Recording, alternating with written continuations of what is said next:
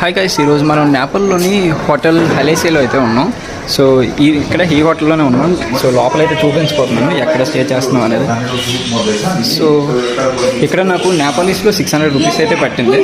So Nepali రూపీస్లో 600 అంటే Indian రూపీస్లో 400 అనమాట. సో 400కి మన రూమ్ కూడా తర్వాత చూపిస్తాను.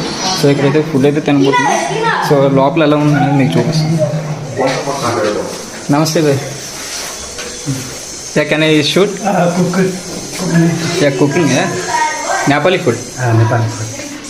अच्छा, खानामा अहिले खाना खाली आउँछ।